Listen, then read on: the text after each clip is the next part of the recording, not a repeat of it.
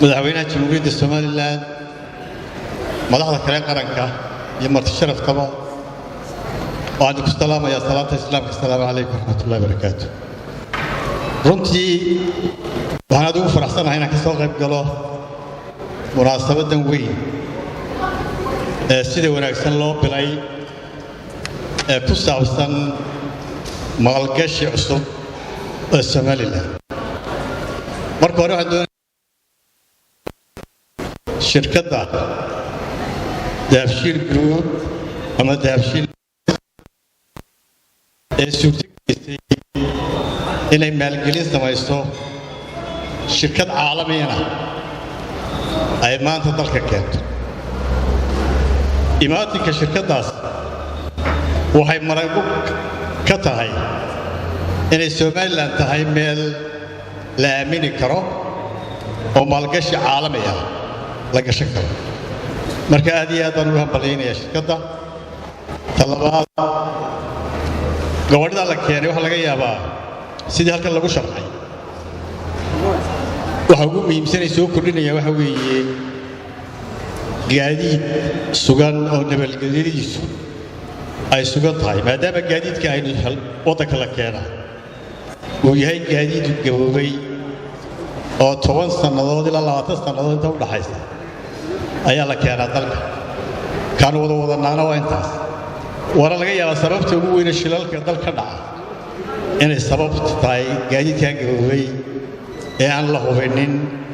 ee aan MOT la marin jirin ee iska socday ayuu sababaa shilalka badan ee dalka dhacayay. taasina badbaado noqon kartaa dalka. waxaanay dhiirigelin u tahay shirkadaha kale Soomaaliland inay iyaguna maalgashigaas oo kale ay keenaan. waa ku waafaqsanahay wasiirka ganacsiga in ganacsatadu ay wax soo saarka aad u yeeshadaan xoolahooda si aynu u helo trade of balance iyo inaynu isku fillaano labadaba.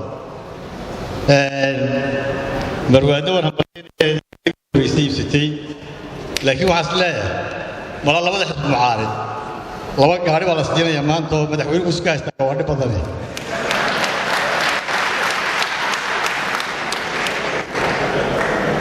aad iyo aad baa mahadsantihiin. asalaamu calaykum waraxmatullahi wabarakaatu. waxaan leeyahay dhammaan madaxweynaha iyo inta ku kooban meeshan baa waxaan leeyahay asalaamu calaykum waraxmatullahi wabarakaatu.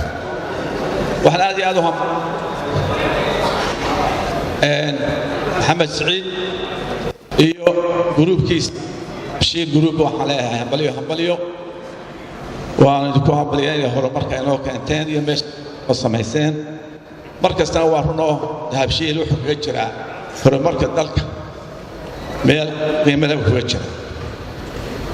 waxaa kaloo hambalyeynayaa wasiirka gaadiidka oo waa wasiirkii horeeyay noo warramay waxay wasaaraddiisu qabato iyo horumarka kuwa kale wuxuu iska akhriyaano. waan xasna hambalyeynayaa oo isna rugta oo isna sheegay wax khayr qabo oo madaxweynaha ka soo dhameeyay oo isna waa fiican yihiin. waxaan leeyahay horta baabuurta cusub waxay naga wadamo u haynaa wadooyinkii marka soo socday waan dhaxay wadooyinka soo maraya maxaafadda magaranaysa koodbuur leeyahay waddo ma hayna xagee baa soo mari doonta wadooyinkii waan arkaysan noqday. waxay la tahay baabuurka ay ka horeyso wadooyin baabuurku waxaan u baahan yahay دولار مو بهية دولار ما ينحسنا هم اللوفيني وكان مشاغل وسيركا كان عسوي يدي بيد قول اللوفينا خود ولا اللوفي ما كان ينكسرون على مانتا مشروع عنوها لها مشروع صوصا دور شيء هان لها هذا السبتال نقول لها ما تذكر واركي تاعو هذا تكتيد سفارة تركيا واحد كيو تاعو هذا يابس meelaha anu ka dhimay caafimaad ka mid ah waxa la loo jeedsado inuu mid wax loo qabto loo jeedsado oo inuu isku fiirshaa cuntada waa ogtiin hadda maanta adduunka khatar buu ku jiraa hadduu dagaal ka dhaca Iiraan xoolaheenu ku dhawaan jirnay way dhamaadeen khatar baan kuma ka waa inaynu xoog saarnaa wax soo saarka saa wasiirku sheegay wasiirkana kama rabno inuu abiil bixiyo inuu policy soo saaro dadku ku fasgaraysanayo inaan ka barno insha Allah ta'ala waxa laba arrimood been dadkan ku wadnay labada adeena adduunka ku faan jiray waxa nabadgeliyo iyo doorashooyin labadaba khatar bay ku jiraan horteeno duceeya nabadda waa ka soo maanta arinta ka socota ceelaf weyn bahasha maxaa la ergaawo ilaahay naga soo hortiray waxaan leenahay arinta inaga soo afjar waa gantaal barida inaga taala arinta ka socota ergaawo qaaraan ku ogeyn wanaagna meesha way ku yaaceen oo meeshii tagay oo galbeedka waxay ka tageen Soomaaliland waxaan naga maato tagana waa doorashooyinka Abdulrahman waa kan waa yimi afraad bisha ayuu yimi waxay noo imanaya Britain nimankiina dhaxaadinayay waa foolxumal ee nagu dhaxaadiyaa commission yaroo 7 inay nagu dhaxaadiyo ashabinoo yimaada on sanadii bad aynu ka bixi weyn foolxumo weyn nagu taala weey anna waxa la badbadara ma jirto Soomaaliya qurux badan ma jirto haddaynu doorasho qabsan kala weynay sanadii bad waxay la tahay challenge badan baa loo jira kulo yar baa fadhiistay xamar oo wixii loo diray ilooday oo xoog saartay in inaga aan darmaan garayso xumaanteena ka shaqayso waxaan taa kaga baxaynaa inaanu dadkeena madaxdii kuwan maamulada qaatay iyo kuwan siyaasiyiinta iyo dawladduba ay gacmaha qabsadaan baan ka baxaynaa oo dadka la mideeyo ay ka baxaynaa oo wada tashado umadu tashiba ku nooshahay qof kaliya wax wada kala ma jiro nabigi baa oo tashalay dadka la tasho أنا مدحنا ذلك لا تشتغل ذلك لا تشتغل لناي والسلام عليكم ورحمة الله وبركاته. الرحمن الرحيم. السلام عليكم ورحمة الله وبركاته. ما أحد قرنك الدولة بعمشتر له نقن له حوان له مجعول بله مثل بنتي سامك سلامي أي قفل الكيمد با آديات بان دين سلامي. marka hore waxaynu hambaliyo u direynaa dahabshiil group oo dalka wax badan ka taray waxaan u ducaynaynaa dahabshiil group oo maanta halkan isugu yeeray inuu hawl ganacsi oo weyn oo dalka wax taraysa oo kala furayna waa u ducaynaynaa waanu hambaliyeynaa dahabshiil company iyo groupkiisa iyo Dala Airline waynu ognahay halkay nagala soo dabaasheen maalmihii adkaa ee dalka eber laga bilaabay ee station place isnayn ee aan jeel isnayn ee aan xukun kala soconin ee dadku dagaalkii ka soo doogay ee guri qurasa qabsaarayn ee magaalooyinku isu gudbay iloobi maayo qofkii joogay dhalinyarooy dahabshiiliye daalo waxay dadkan u qabteen kambariyasha kale waa la mid way soo dadaaleen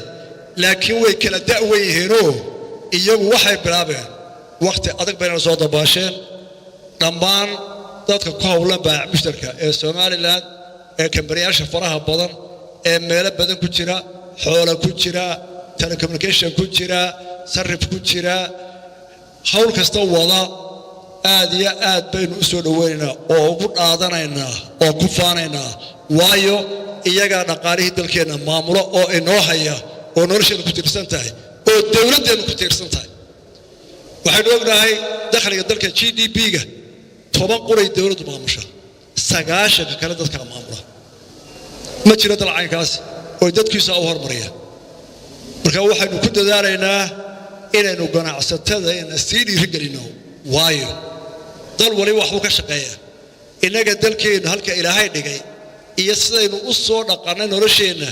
waxaynu nahay dad ka shaqeeya adeega ganacsiga meesha Ilaahayna dhigayna way ku haboon tahay marka waxaynu u baahanay dadkeenu inuu aad iyo aad u barto oo ugu dadaalo siduu ugu adeegi lahaa dadka dalkeena dhex maraya waayo Ilaahay wuxuu ina dhigay inaan isku xidhno qaaradda Asia Europe iyo Africa ayaynu kala deganaa marka maskaxdeena iyo kartideena iyo awooddeena inuu isu geeyno ku xiran tahay horumarkeenu saynu u hirgelino hawsheena ganacsiga taa muhiimadeeda intaasaan kaga hadhayaa ganacsatada iyo xukuumadda hawl ka dhaxaysa u taala odayaasha waaweyn ganacsatada waayo waxa la qiyaasay 183 dal sida ay qiyaasta waxa la qiyaasay soo dal waliba u fududeeyo ama aad ganacsi uga samaysan karto 183 dal ayaa la qiyaasay waxaan ku jiraa ka 147aad 137 dawladood oo caalamka ay naga horeeya inuu qofka lacag haysta ee doonaya inuu ganacsado u yimaado 137 dawladood ummadood ayaa naga horeeya taana ma keen karto dawladda qure waayo dhaqaalihi waxa haysta ganacsatada fikradii wax lagu baacibsanaya ganacsatada uu hogaaminayo Chamber of Commerce ama rugta ganacsiga iyo dawladda oo hay-adaha wasaaradaha dhaqaalaha iyo ganacsiga hogaaminayaan waxa la inaga rabaa inaynu xoog badan gelino inaynu soo gaadhno dawladaha caalamka safka hore oo qof walba soo dhiirado inaynu noqono dan baa lagu ictiraafay markaa waayo dan baa laga yeelano waa lagu imanaya taantaasaan kaga haray mar labaad waxaan baleenayaa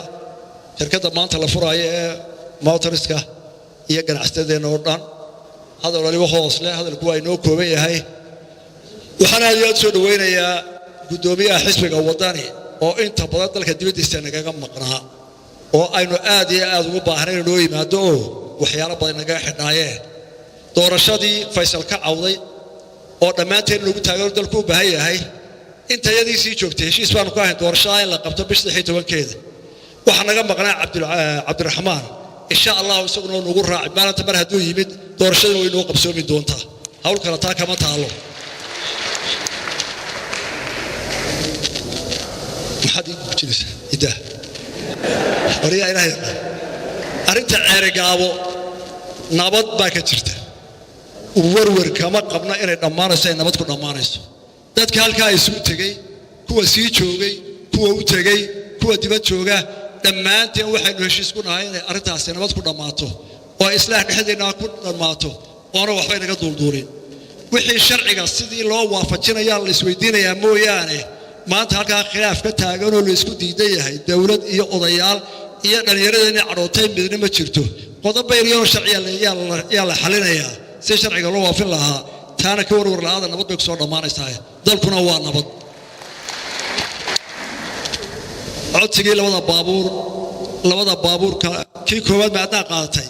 ka labaad iyo ka saddexaadna labada gudoomiye xisbi waane oo hadda la siinay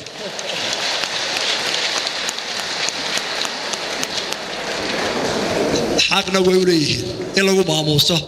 waayo de waa raggii tartanka galay ee qaranka intaasoo codka laga taagan waa inagu ceeb inay gaariyeen oo qaranxa wataan mar walba gaariga wanaagsan sanad walba way leeyihiin gaariga wanaagsan waa xeer taana ku soo gobaya mar labaad waa u ducaynaynaa waa hambalyeynaa dhammaan ganacsadeena iyo kambeyaasheena in Alla barakeeyo tan maanta aynu nimidna hambalyeey ducaba